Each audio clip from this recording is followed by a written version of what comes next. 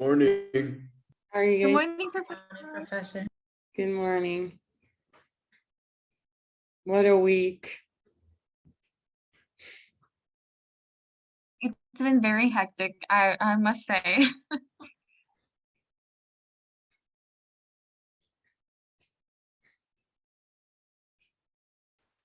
Okay, so we left off talking about multilingual societies.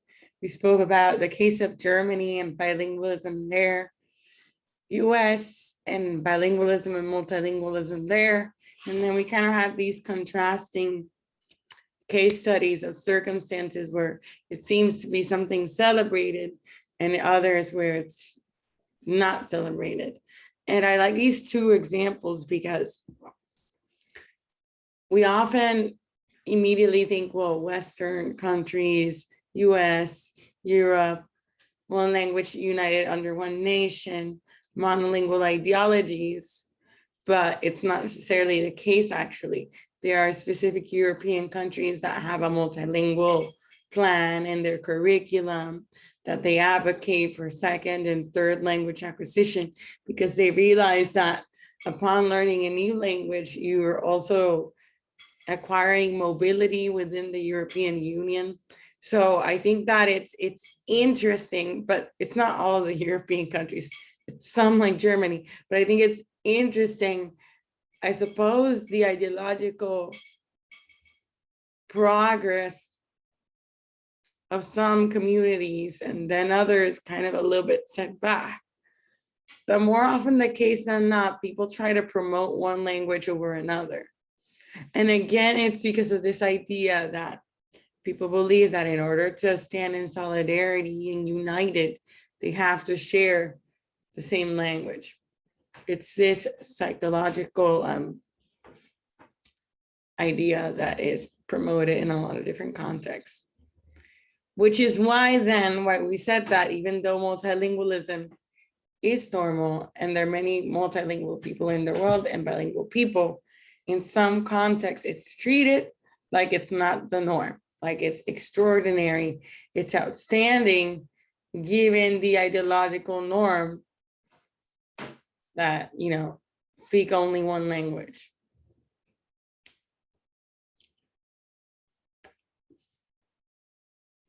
All right, so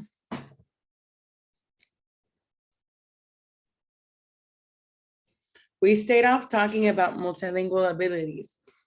I think this is specifically it. Let me double check. Yes, because then we're going to talk about multilingual discourse. So what's also a fascinating read about chapter 4 is the fact that a lot of the times people think that there's only one type of bilingualism or one type of being competent in a language. So for instance,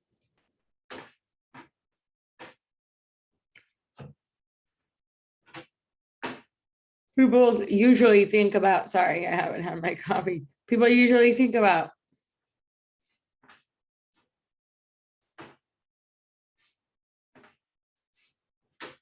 what is known as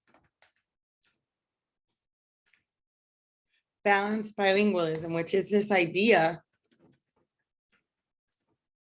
that somebody speaks languages the same way, like just as good.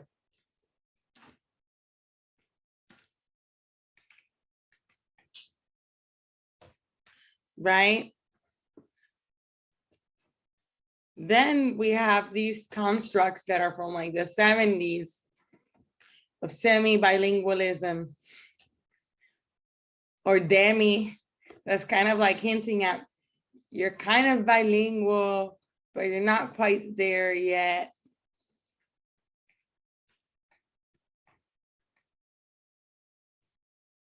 And again, it's kind of hinting at, it's almost hinting at the idea of incomplete acquisition sometimes of either language. Be quite derogatory.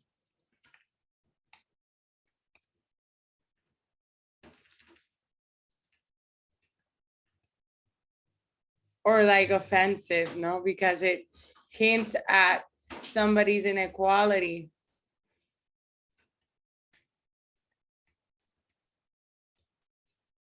To know a language. So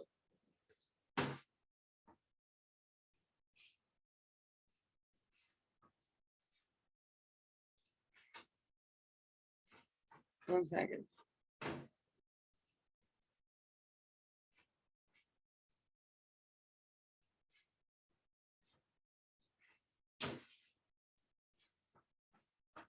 Right, so semi-bilingual, which combines the features of monolingual and bilingual. This is not necessarily the best example, but if you do a really quick search of what is semi-bilingual, it's kind of like semi, you're not there, you're partially.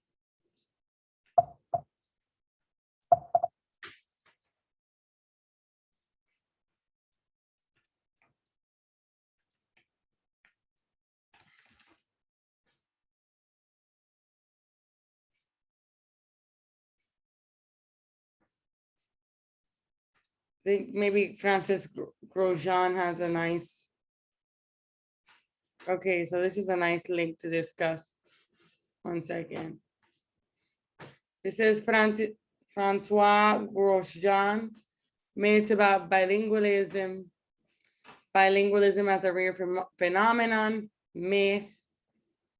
Bilinguals acquire their two languages or more languages in childhood. Wrong. People can become bilingual in their lifetime for different purposes of life. Maybe you go to a different country and you have to learn the language of that country for job or family purposes. Bilinguals have equal and perfect knowledge of their languages. Wrong.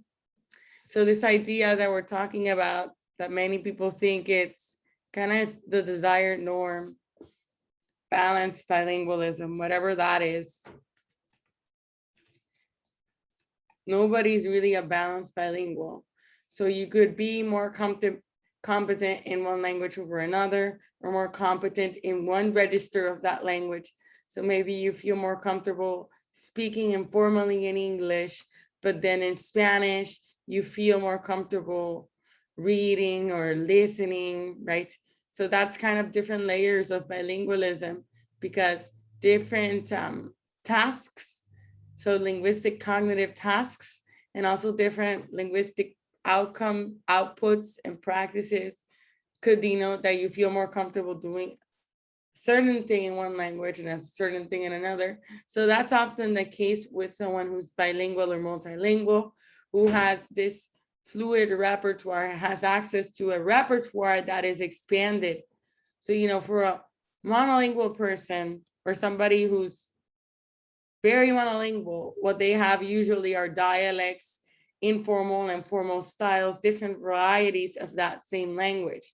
For bilingual people, you have those varieties, yes, of knowing a language, but you have much more. So it's expanded to include another language. So it's duplicated, it's doubled. It's doubled because for both of the languages and the three languages, maybe you know the formal and the informal. Maybe you know the academic and the non-academic, the family, intimate language, and the non. And maybe you feel better speaking in French about something else, and then in English about another topic. So there was an example in our last video of a famous sociolinguist, Mohanty, where he talks about his multilingualism this way, where he talks about all of the different tasks that he conducts in his day-to-day life in different languages. So that's actually often the norm in many multilingual and bilingual societies.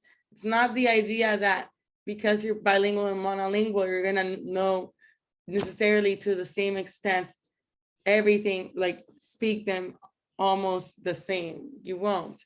So bilinguals have equal perfect knowledge of their languages is often a myth. In fact, bilinguals know their languages to a level that they need them. So this is kind of hinting at the idea of the importance of life.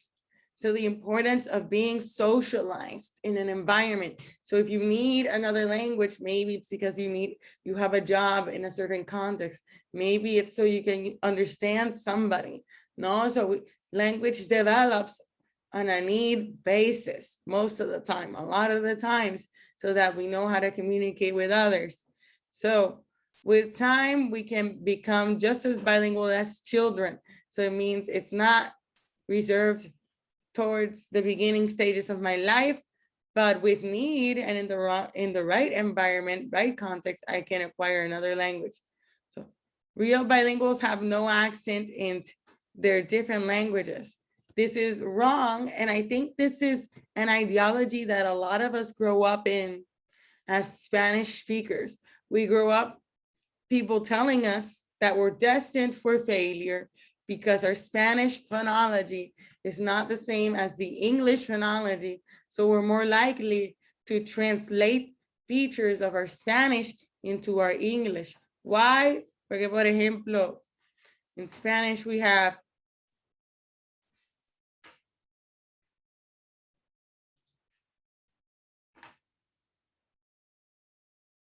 this is the vowel diagram, where this is the front of my mouth and this is the back of my mouth. This is the top of my mouth, the roof of my mouth. This is the bottom of my mouth. So you guys, maybe you've seen this in your life, hopefully. And if you haven't, that's fine. This is not part of this class. But for instance, in Spanish, you have E, you have A, you have E and U. But guess what? In English, you don't just have A, E, I, O, U. Espérate, no está O, hasta aquí. O. So this is according to your mouth. This is the space in your mouth that you use to produce vowel sounds. In English, you have, one second.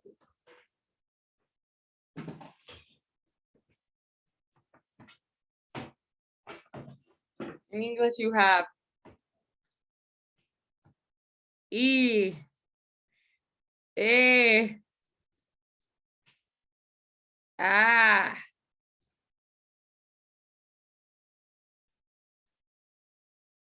E, from egg. So this is from sheep, ship, face, egg, cat.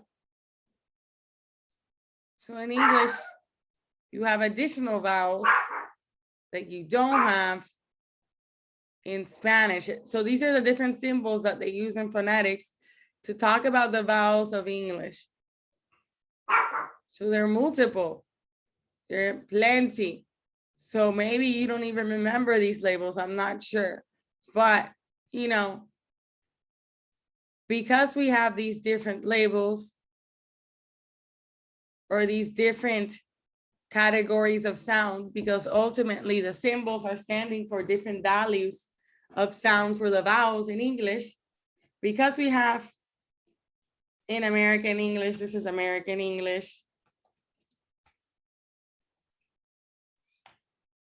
and this is Spanish. So when you get a Spanish learner learning English, I suppose the curve, the learning curve is greater. Why is it greater? Because you have here 1, 2, 3, 4, 5. But in English, you have 1, 2, 3, 4, 5, 6, 7, 8, 9, 10, 11, 12, 13 vowel sounds to the very least. Sometimes you have even more depending on the dialect. So the Spanish speaker needs to acquire those vowel sounds. So what tends to happen is that because of the way that the Spanish speaker has been trained from birth and socialized through life, sometimes it's difficult for them to approximate additional sounds that they don't have in their language, no? So what tends to happen is that they produce it closest to the sound that they do have in their language. So, oh, in book, people say book. Or in ship, people say sheep. Or in egg, people say egg. Nah? So this is a very common phenomenon, and it's due to this lack of correlation between the many vowels of American English and us being used to producing these vowels. However, that doesn't mean that we can't ultimately learn these additional vowel sounds. It's just that it's more challenging. So going back, so people think that having no accent, meaning specifically producing these sounds and specifically producing consonants, would be no accent because we're approaching the general American standard. So having no accent is the desired target. It's the norm. But actually that's wrong because everybody has an accent. So maybe for us Hispanic learners, we tend to produce these vowels with a Spanish accent. So we tend to approximate more the vowels that we have. But maybe, for instance, Southern people, they tend to use the diphthongs, produce the diphthongs like monophthongs. So diphthongos como I become a. So I in pie becomes pa in Southern languages, right? So we have regional different sounds, we have ethnic different sounds, and we have linguistic accents. So almost everybody has an accent. That's a myth. The fact that bilinguals, just because you're bilingual, then that means that you can be a translator. That's a myth, because you could have knowledge of two languages, but it could be difficult for you to switch back and forth routinely and regularly. Mixing languages is a sign of laziness. We've discussed this. This is a myth, because actually when you mix languages like Spanish and English in context, what it's demonstrating is that you know the rules of the grammar of the languages involved. Because oftentimes when we switch, it's a term that we're gonna learn about soon. When we code switch, so switch between Spanish and English, we're usually retaining the syntactic order of Spanish and English, and we're only switching in moments where there could be equivalence. So voy a cambiar al español because I just finished my utterances in English, and I'm gonna introduce another thought con so. So voy a cambiar español. So, right, so logically, I'm following that structural order. Or maybe at some point I decide to change the noun y decir el noun en español, or maybe in English when I'm talking. See it, it all happens very naturally in equivalent points, in equivalent structural points, and also in points of, pues aquí hace falta una palabra in the utterance and in the sentence, and I'm switching to the language. Okay, so it's not lazy, it's actually quite intelligent. It means that you have knowledge of the structure of the languages involved. And also, more oftentimes than not, this is conducted only con personas que ustedes saben van a entender el contenido. So only with bilingual people. So you're also appropriating specific social and cultural knowledge of when it's acceptable for me to use this language. So bilinguals are also bicultural. That's also a myth, because people then say, si sabe otro idioma, then you also know about that culture. But I can know French and I can know nothing about French culture, or having been socialized there, or the importance of being from there. Bilinguals have double or split personalities. This is a really interesting concept. How many of you have heard of this before, or thought that it was a type of psychology? That just because you're bilingual, it means you have different personalities. I think a lot of times it comes with the confidence one may have speaking a certain language that might actually produce that sort of way of thinking. Like, I feel that I'm more confident speaking English than Spanish, And maybe that's why people would say that, oh, Daphne's more outgoing when she's speaking in English, whereas when she's speaking in Spanish, she's like a lot more shy, I guess. So maybe that could, I don't know, maybe something like that could have like been created. But when it comes to psychology, I actually haven't heard this this very specific opinion, I guess, or perspective. Yeah, but for instance, I suppose the perspective comes from many people reporting that I'm more loving in a particular language, therefore my personality is different, or I'm more angry or I curse in a particular language, therefore my personality for that language is different. So it's kind of hinting, it's kind of from the idea that we spoke about earlier in this course.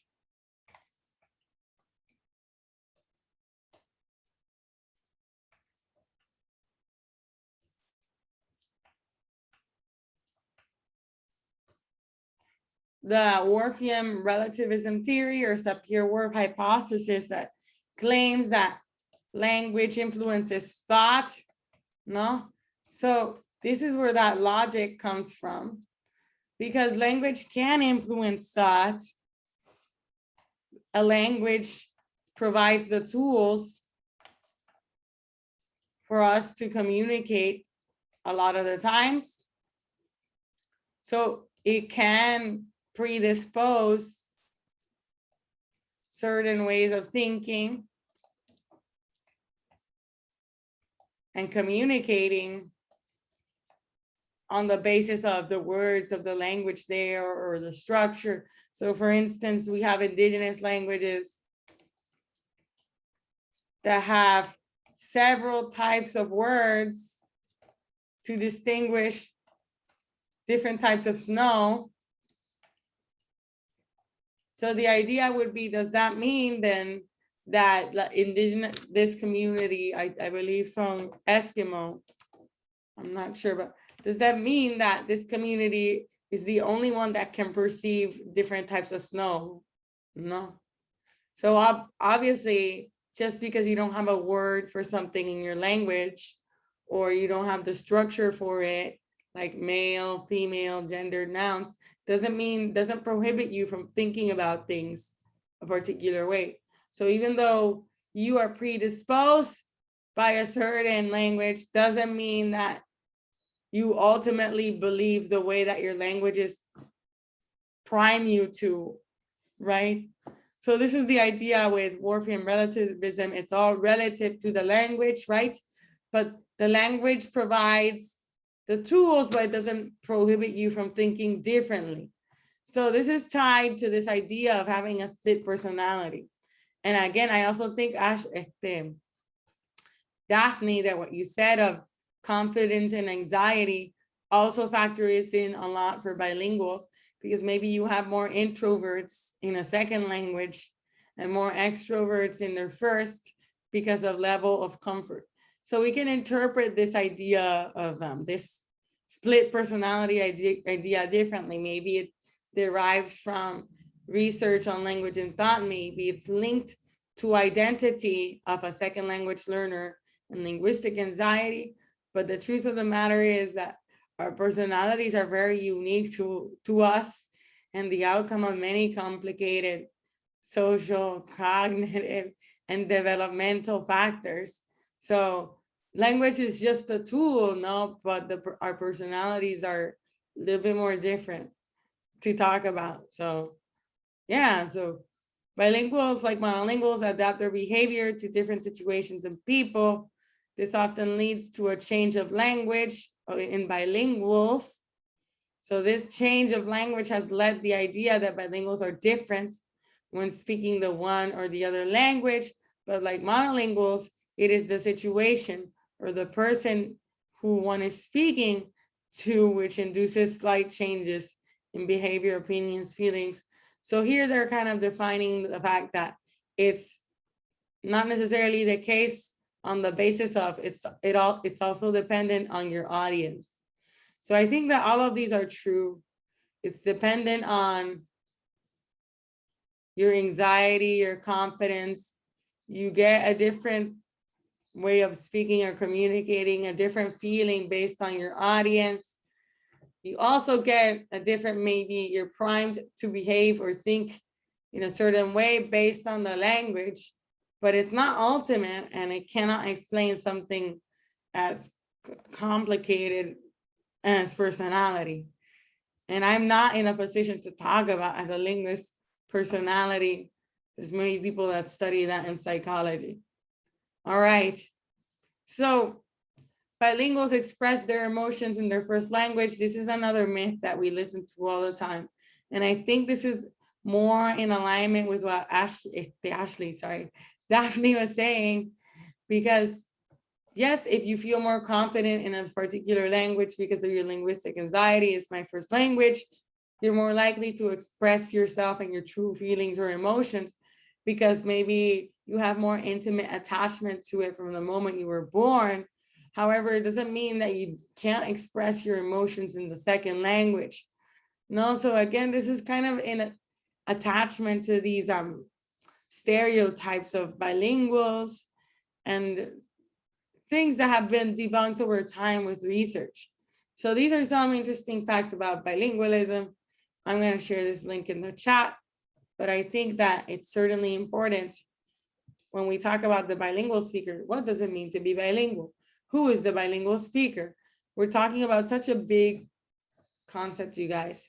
Such a big concept that people have different definitions for. Like bilingual means being fluent speaking both languages. Bilingual means being fluent speaking, writing, and listening. So there are different definitions for bilingualism. So it's good to have different resources that illuminate the different sides of bilingualism, because it is a complicated concept.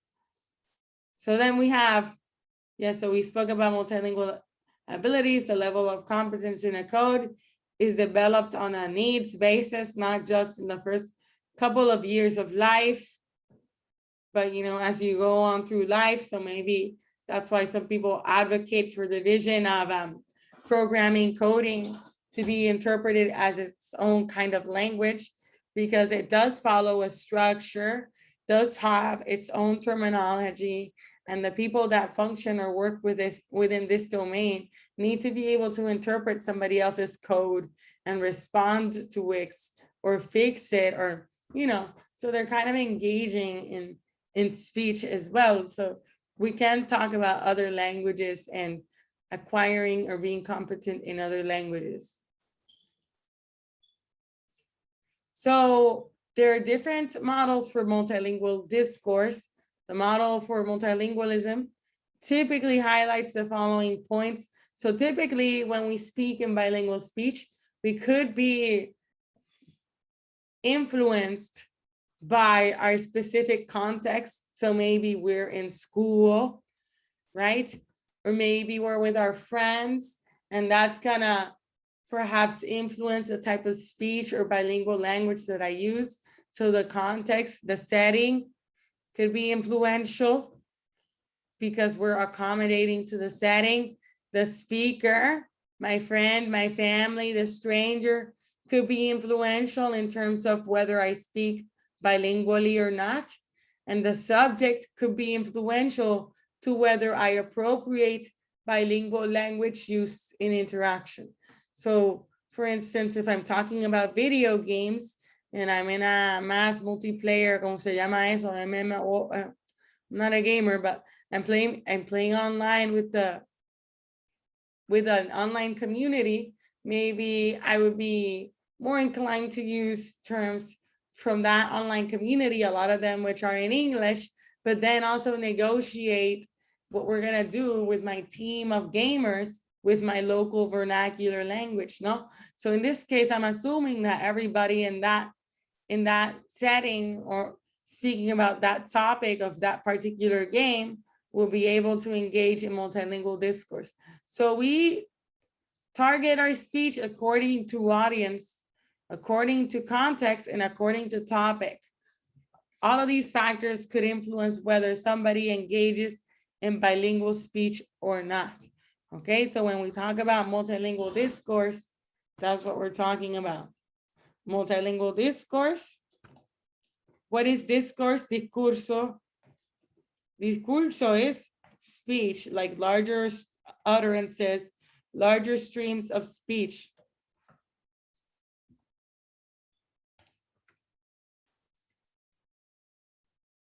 Utterances, conversations, right? It's not multilingual sentences because sentences are single units. It's discourse, it's conversation.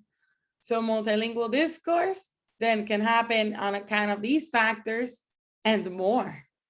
So maybe you want to showcase your identity as a Hispanic, so you choose to code switch to Spanish so you can show that part of your identity. So there are different reasons as to why one may resort to speaking bilingually, and these are some. So speakers draw on the social norms of that specific context and the meanings of what it means to speak the languages involved. So what it means to speak Spanish, what it means to speak English in that particular context, what it means to speak the mix, right? So we're drawing on our knowledge of the norms of our context, of the norms of the conversation, the norms of our addressees, whether our addressees like speaking bilingually or not. And then we're reacting to or responding to these norms. We're aligning or disaligning to these norms. So this is an important term that I just mentioned. Aligning, disaligning. It means that every little speech, every speech event that we engage in has norms. Norms of what's usual, what should be done, what's prestigious, what communicates friendliness, what's professional, distant behavior, right? Every speech event has ideologies of how that speech event should be conducted. So by engaging in bilingual or multilingual discourse, I interpret my speech event and the norms of my speech event. Esas son las normas of me speaking in Puerto Rico. What are the norms? Well, I know that the status quo is the vernacular, español puertorriqueño. So when I speak, I'm reacting to those national norms of Puerto Rico, the español as the emblem of Spanish, Hispanic identity in Puerto Rico. But then I'm also reacting to my current circumstance at hand. So am I in school, in a classroom, talking to a teacher? Am I out of classroom, talking to my friends? Am I talking to my family in my own household? So then, according to my furthermore interpreted norms of the local, so I'm interpreting what I know of the national or the global, and then I'm interpreting the local, the here and now of the speech event. So now I know that with my family, it's not cool for me to talk to my parents in bilingual speech because none of them feel comfortable enough to talk in English. In fact, they're always asking me, how do you say a word in English? So I'm not gonna engage in multilingual or bilingual discourse because that's shunned in my family. And in my family, Spanish has been promoted as the status quo or the norm or the language of the family. If I suddenly recur to bilingualism or multilingualism, it would be, why are you doing that? You're disaligning to us. You're putting a linguistic barrier between us and the language that we usually speak in. So I want to align to my family. I'm going to appropriate Spanish, right? The only reason why I could recur to English when I'm talking to my family would be maybe because there's a concept that I don't know in Spanish that I know in English. Maybe it's a scientific technical concept that doesn't have an equivalent in Spanish, but has it in English, right? There could be different reasons, but ultimately in my speech event, I interpret the meaning of that speech event, what would make me identify and disidentify or disalign with my target speaker, and I use my language according to that. Okay, so language is a communicative tool. Yes, but also language has implicit meaning. So the same way that we say that language has explicit meaning, which is explicitly what I'm telling you right now, information about the class, about sociolinguistics, about multilingual discourse. I'm telling you specifically scientific facts about multilingualism, the same way that I'm telling you this, the packaging of how I'm telling it to you implicitly has meaning. De que se lo estoy diciendo hablando en inglés y en español y la clase es una clase de inglés. What's the implicit meaning there? Or perhaps Dr. Morales thinks that using bilingual speech when teaching English class could be useful for students' learning experiences, because maybe she thinks that they'll understand them more if she repeats herself in another language, right? That could be my implicit meaning. What could be another implicit meaning of the fact that I speak bilingualism in an English classroom? Maybe that I don't take the monolingual ideal as serious, that, oh, in order for you to be an English speaker, you need to speak only in English, right? This is kind of an ideology that's promoted by a lot of traditional English teachers, but modern day society and modern day English teachers have been advocating more for a bilingual classroom. So maybe Dr. Morales has that, and implicitly she's making the stylistic choice of using Spanish and English in classroom because she thinks it's gonna help the students out, no? So even though tú me ves ahí hablando about linguistics and sociolinguistics, the way that I'm talking to you has implicit meaning, not only about the reason why I do it, because I'm, maybe accommodating to my audience that's young, that's Puerto Rican, that speaks the vernacular. So I'm accommodating to you, I'm accommodating to your age, I'm accommodating to the topic, which is bilingualism. I'm accommodating to the setting online, Zoom, right? So language can have that double side of what is explicit, what is implicit. Okay. Any questions so far about meaning of multilingual discourse? None so far. Okay.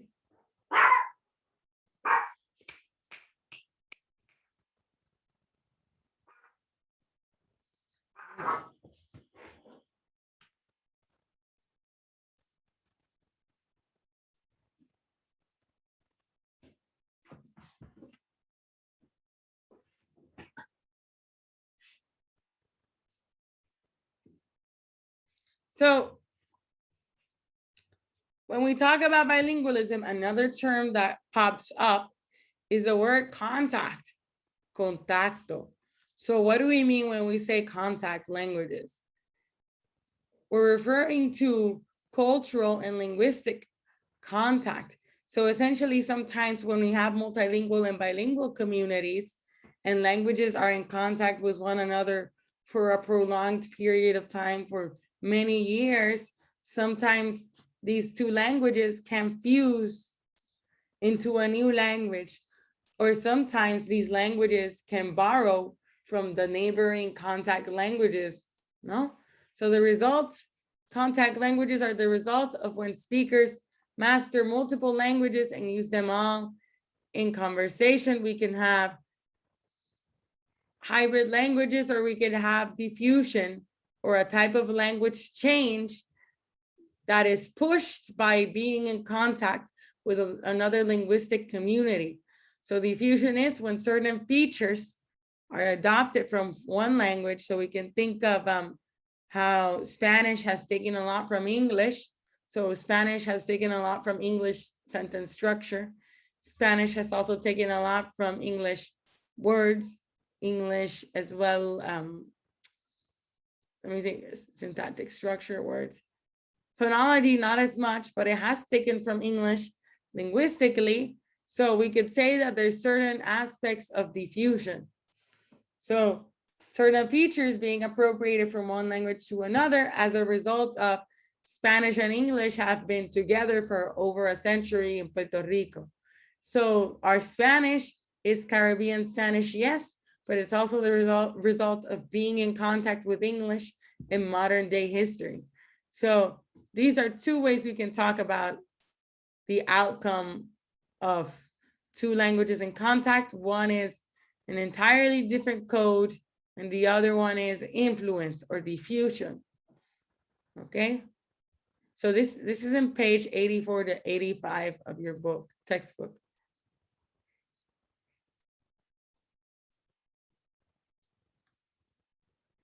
So let's talk about cases of linguistic diffusion. So some countries where linguistic diffusion has occurred, we can talk about south of India, Sri Lanka,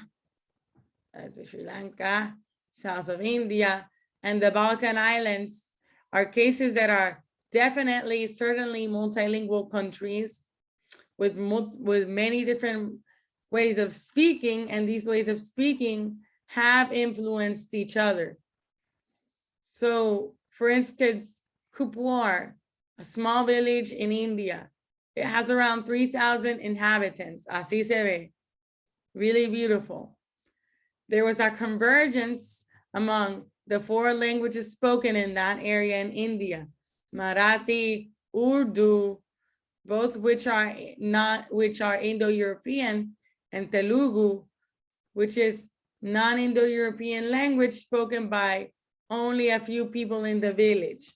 So these 2 languages, and I suppose perhaps as well Hindi, which is a national language of India.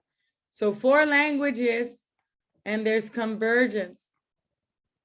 So languages were distributed within the case of India by caste, family, highest case Jains spoke Kannada, lowest case the untouchables spoke Marathi. So language use was determined according to caste.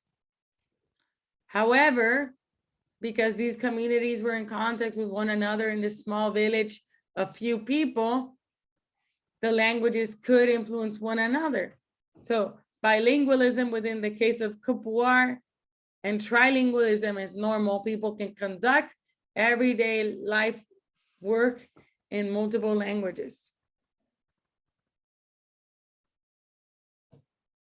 So this is a case where multilingualism is the norm. Again, remember the Mohanty quote of conducting his everyday life using different languages. I'm going to go back to that in case you didn't watch the video. I use Oriya in my home, English in my workplace, Hindi for television viewing, Bengali to communicate with my domestic helper, a variety of Hindi, Punjabi, Urdu in marketplaces in Delhi, Sanskrit for my prayer and religious activities, and some conversational Kui with the Khans for my research in their community. So this is the norm in contexts like India, contexts like African countries, in countries like Europe. So a lot of people think it's unusual or noteworthy, but that's not the case. So recall that India has 22 official languages and even more that aren't official and indigenous because it has 1 billion people. So there's a lot of people there, a lot of linguistic diversity. Let's go back.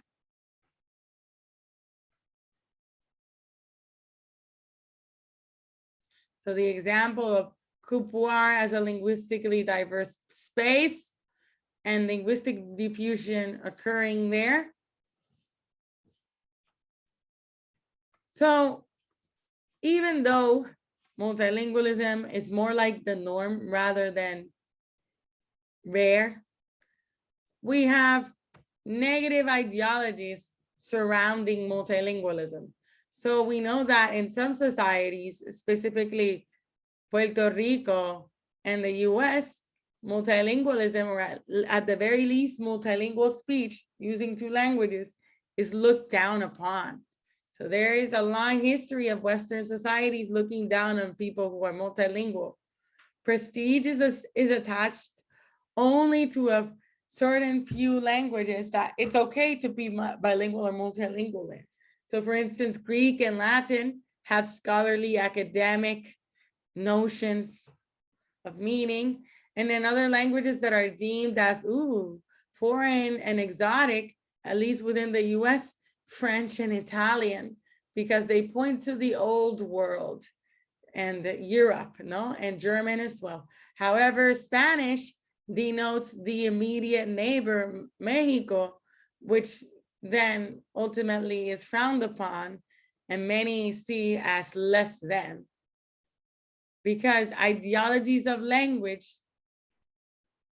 are not just there on account of history and your neighbor, who's your neighbor, but ultimately ideologies of language and multilingualism, bilingualism, ideologías de esto, they're ultimately ideologies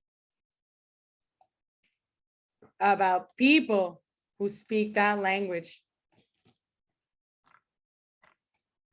So we know that in the US, it's heavily segregated. There's a lot of racial and ethnic discrimination. So it would make sense for them to value certain types of bilingualism and multilingualism. But then because of their racism and discrimination, Spanish is not okay, not cool. Multilingualism in other countries is viewed as an asset. So Puerto Rico has this weird case where bilingualism has different ideologies or different meanings. So most people would acknowledge that being bilingual or multilingual is an asset that gives us opportunities beyond the island. But then we could also have the ideology that we believe doesn't exist in conflict, that bilingualism goes against our national identity. The monolingualism is what proves my loyalty to my nation. So it's more the case that a particular country has different ideologies to bilingualism, but there are trends and tendencies in certain contexts. Specifically, there has been research that has found that in English-speaking communities, these are the least likely to become bilingual or multilingual in the world. Why? Well, you can take a couple of guesses why. Why are people from English countries who speak English natively less likely to be bilingual or multilingual? Why do you think? I think it's because like we have sort of like this idea that's international that English is like the language that a person should learn. Like it's like and it's also like in many places considered like the language of business, the language of communication. Like if you know English, you can like you have this greater sort of like exposure to other things, more like opportunities to do certain things, like, and like lots of people, they're either learning it or they or they speak it already as like a second language in other multilingual countries. Well, then I think that people who already speak English, well, then they think like, oh, I'm set for life, I don't need to learn any other language because like I already have like the most that they consider the most like important language in the world, when like obviously it's just an ideal spread by others. Exacto. Thank you very much, Gabriela. That's precisely why. So we see the statistical evidence of these ideologies of English in the native English speakers. So you can Google it, you know, within your own time if you want, like likelihood of native English speakers of being bilingual. And you'll see that it is a trend, and it's a very sad trend because it's also evident in the curriculum of the schools. So for instance, students are required to learn a modern language or an additional language, usually at some point in high school or middle school. It's very rare that it's something that's introduced in primary school. So it's not something by that logic that's necessarily promoted or seen as you need to learn it from a very young age.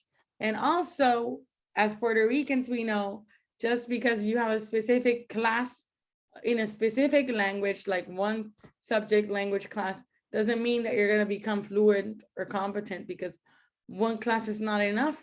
You need more classes, or you need more exposure, you need more practice. And this is something that a lot of English speaking countries just don't value because of many reasons, especially the ones that Gabriela mentioned. Anyway, so I'm a little bit before, I'm running a little bit over time, but I have one final slide to discuss.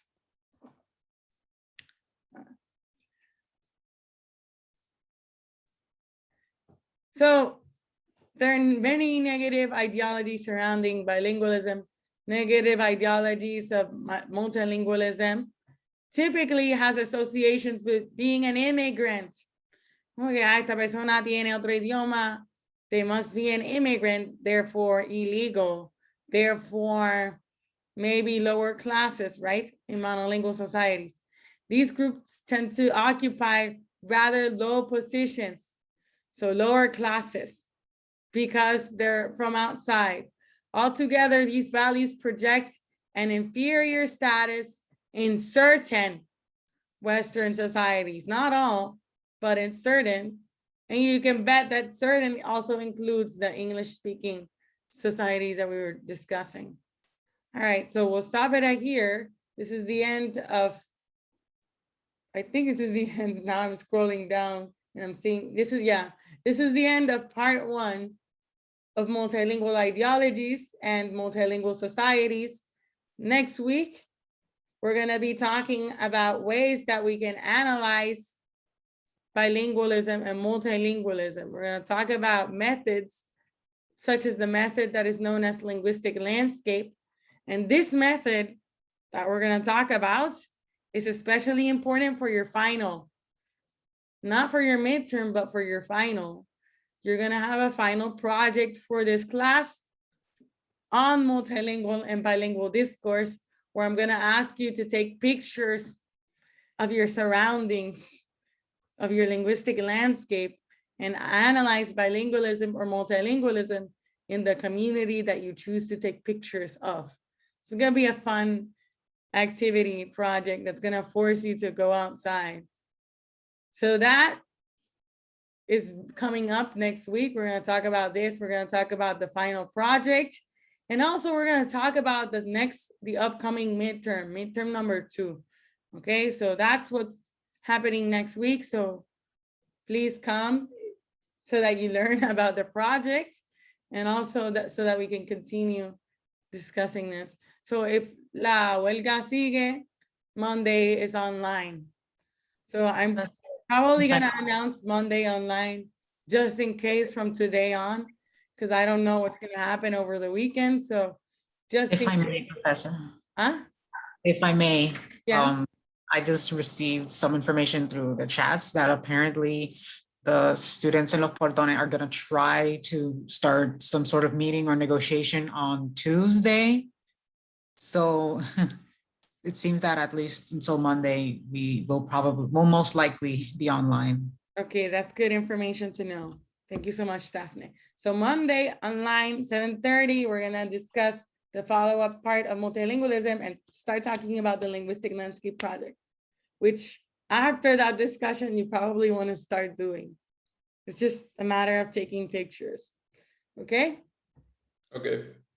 All right, well, see you Monday. Have a good weekend, you guys. Thanks, Professor. See you on Monday. Okay, bye-bye.